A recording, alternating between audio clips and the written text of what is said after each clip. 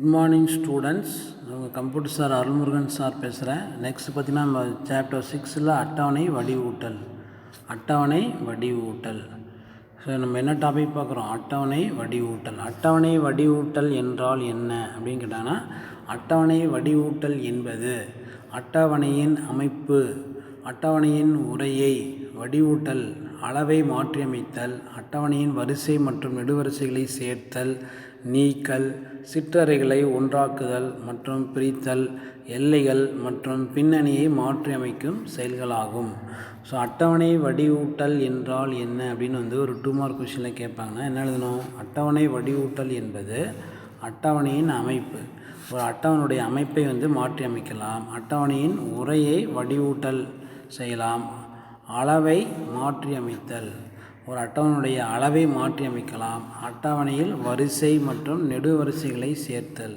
ஒரு அட்டவணை அப்படின்னா என்னென்ன இருக்கும்? வரிசை நெடுவரிசைகளை நம்ம வேணுங்கிற வரிசை நெடுவரிசைகளை சேர்க்கலாம். அடுத்தது நீக்கல், சிற்றறைகளை ஒன்றாக்குதல், ஒரு சிற்றறை இன்னொரு சிற்றறை ரெண்டும் சேர்த்து ஒன்றாக வைக்கலாம், மற்றும் பிரித்தல், எல்லைகள் மற்றும் பின்னணியை மாற்றியமைத்தல். நம்ம ஒரு சிற்றறையும் ஒரு சிற்றறை 2-3 பிரிக்கிறது. எல்லைகள் அப்படின்னா பார்டர் சேஞ்ச் பண்ணுறது. பின்னணினா பேக்ரவுண்டில் மாற்றி அமைக்கலாம். இது எல்லாமே பேருக்கு தான் அட்டவணை வடிவூட்டல். இது 2 மார்க் கொஸ்டினில் ஒரு முக்கியமான ஒரு கொஸ்டின். அட்டவணை வடிவூட்டல் என்றால் என்ன அப்படின்னா இது எழுதணும். அடுத்தது வரிசை மற்றும் நெடுவரிசை சேர்த்தல். எப்படி வரிசை நெடுவரிசை எப்படி சேர்க்கணும் அப்படின்னு பார்த்தோம்னா, வரிசை மற்றும் நெடுவரிசைகளை உருவாக்க அட்டவணையில் தேவையான இடத்தில் வலது கிளிக் செய்வோம். இதில் பார்த்தீங்கன்னா நம்ம அட்டவணை அப்படின்னா என்னென்ன இருக்கும்? வரிசை நெடுவரிசை இருக்கும். நம்ம வரிசை நெடுவரிசைகளை உருவாக்கணும் அப்படின்னா நம்ம ஃபஸ்ட்டு அட்டவணையில் தேவையான இடத்தில் ஒரு அட்டவணையை ஓப்பன் பண்ணிக்கணும். அதில் நம்ம இன்னும் எக்ஸ்ட்ரா வரிசை நெடுவரிசை வேணும்னா நம்ம எந்த இடத்துல நமக்கு வேணுமோ அந்த இடத்துல வச்சு நம்ம கிளிக் பண்ணணும்.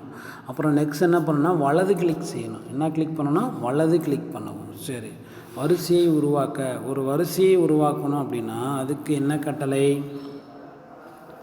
ரோ இன்சர்ட்டை கிளிக் செய்யவும். ரைட் கிளிக் பண்ணோடனே ஒரு பாப்அப் மெனு வரும் இல்லையா? அதில் போயிட்டு ரோவில் போயிட்டு நம்ம இன்சர்ட் அப்படிங்கிறத நம்ம ரோ இன்சர்ட்னா ஒரு ரோ இன்சர்ட் ஆகிடும். அல்லது நெடுவரிசையை உருவாக்க காலம் இன்சர்ட்டை கிளிக் செய்வோம். ரைட் கிளிக் பண்ணால் பாப்அப் மெனு வரும் இல்லையா? அதில் போய் காலம் இருக்கு இல்லையா?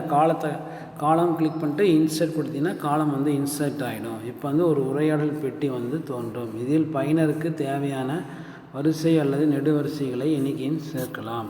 நம்ம எத்தனை வரிசை நெடுவரிசைகள் எண்ணிக்கை எத்தனை அப்படிங்கிறது நம்ம கொடுத்தோம்னா நம்ம ஓகே பட்டனை கிளிக் பண்ணோம் அப்படின்னு நம்ம ஸோ அது வந்துடும். அதில் பார்த்திங்கன்னா இங்கே டயக்ராமில் சொல்லியிருப்பாங்க. இவ்வாறு சேர்க்கப்படும் வரிசை அல்லது நெடுவரிசைகளை ஏற்கனவே உள்ள சிற்றறைக்கு முன் அல்லது பின் புதிய வரிசைகளாக அல்லது நெடுவரிசைகளாக சேர்க்க முடியும். நம்ம என்ன பண்ணலாம்? புதுசாக நம்ம வரிசையோ நெடுவரிசையோ சேர்க்கலாம். ஏற்கனவே இருக்கிறதோட அது முன்னாடியும் பின்னாடியும் நம்ம சேர்க்கலாம்.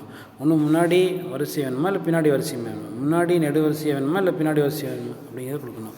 லாஸ்ட்டாக ஓகே பட்டானை கிளிக் செய்ய வேண்டும்.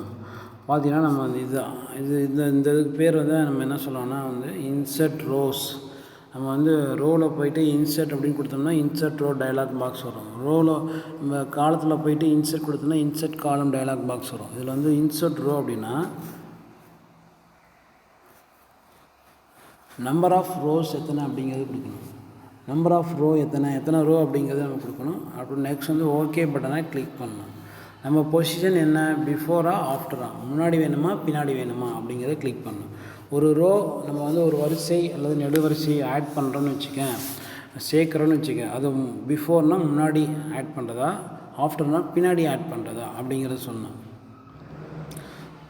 வரிசைகள் மற்றும் நெடுவரிசைகளை நீக்க எப்படி வரிசை நெடுவரிசைகளை நீக்கணும் அப்படின்னா, நமக்கு தேவையில்லாத வரிசை நெடுவரிசைகளை நீக்கணும்னா ஒரு அட்டவணையில் வரிசை மற்றும் நெடுவரிசையை நீக்கணும்.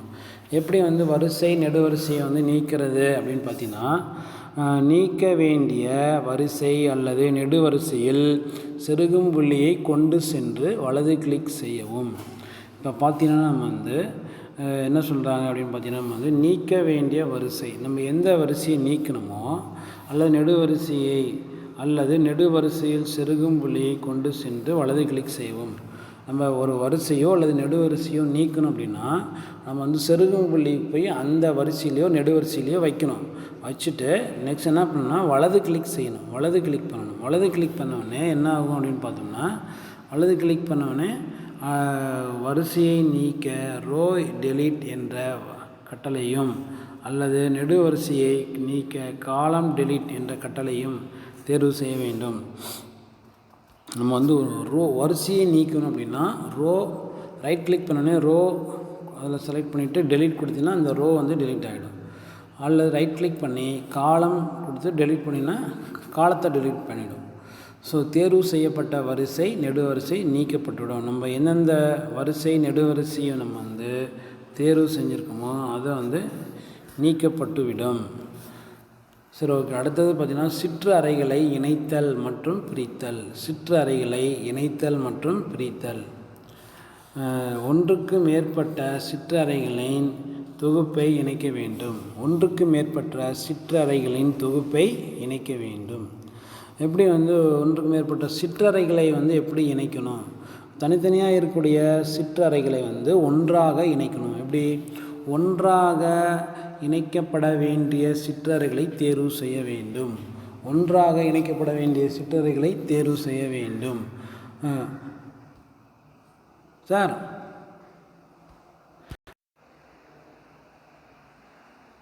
நம்ம ஒன்றாக இணைக்கப்பட வேண்டிய ஃபஸ்ட்டு ஒன்றாக இணைக்கப்பட வேண்டிய சிற்றறைகளை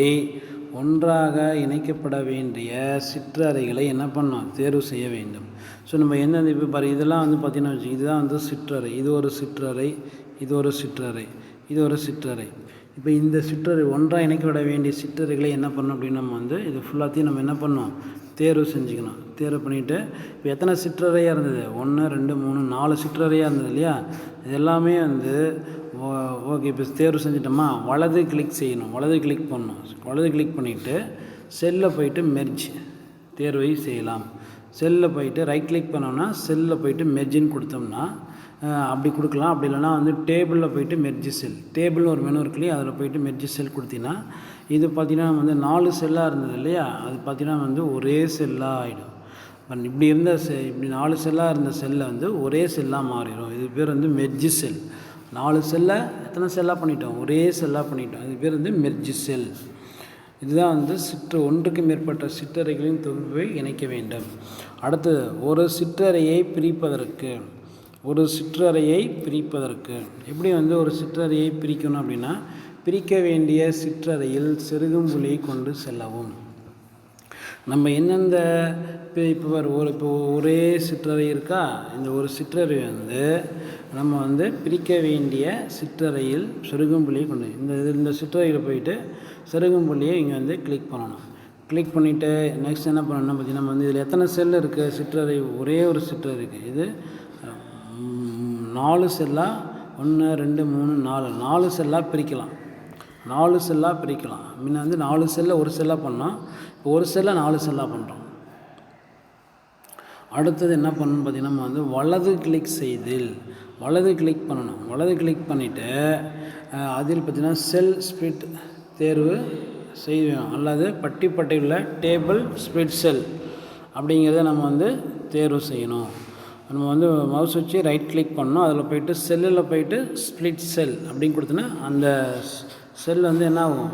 அப்படியே ஒரு செல்லாக இருந்தது அப்படியே வந்து 1 2 3 4 செல்லாக வந்து ஸ்ப்ளிட் ஆகிடும். அல்லது டேபிளில் போய்ட்டு ஸ்ப்ளிட் செல் கொடுத்தோம்னா ஸ்ப்ளிட் ஆகிடும். அடுத்தது பார்த்திங்கன்னா நம்ம வந்து இந்த ஸ்ப்ளிட் செல் உரையாடல் பெட்டியில் உள்ளது போல் சிற்றறையை வரிசைகளாக பிரிப்பதற்கு கிடைக்கை திசையும் அல்லது நெடுவரிசைகளாக பிரிப்பதற்கு நெடுக்கை திசையும் தேர்வு செய்யலாம். ஸோ நம்ம வந்து எந்த திசையில் வந்து நம்ம வந்து ஸ்ப்ளிட் பண்ணோம், கிடைக்கையா அல்லது திசையா அல்லது நெடுவரிசை பிரிப்பதற்கு நெடுக்கை திசையை தேர்வு செய்யலாம். கிடைக்கை திசையா நெடுக்கை திசையாங்கிறத தேர்வு செய்யணும். ஒரு சிற்றறையை எத்தனை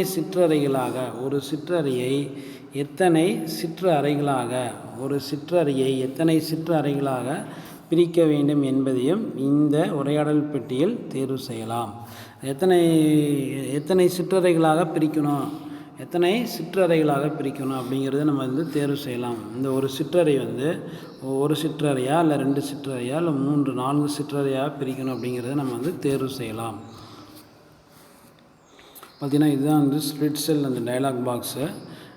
நம்ம அதுக்கு கமாண்ட் என்ன சொன்னோம் அப்படின்னு பார்த்தோம், நம்ம வந்து செல்லில் போய்ட்டு ஸ்ப்ளிட் அல்லது டேபிளில் போய்ட்டு ஸ்ப்ளிட் செல் அப்படின்னு கொடுத்தோம்னா இந்த ஸ்ப்ளிட் செல் டயலாக் பாக்ஸ் வந்து வரும். இந்த ஸ்ப்ளிட் செல் டயலாக் பாக்ஸ் வந்துடுச்சா, இதில் போயிட்டு நம்ம என்ன பண்ணோம், ஸ்ப்ளிட் செல் இன்ட்டு எத்தனை செல்லாக பிரிக்கணும், 2ன்னு கொடுத்தோம்னா 2 செல்லாக பிரிக்கும். அப்போ ஹரிஜாண்டலாக பிரிக்கணுமா இல்லை வெர்டிகலாக பிரிக்கணுமா, கிடக்கையா நெடுக்கையா அப்படிங்கிற லாஸ்ட்டாக ஓகே பட்டனை கிளிக் பண்ணணும்.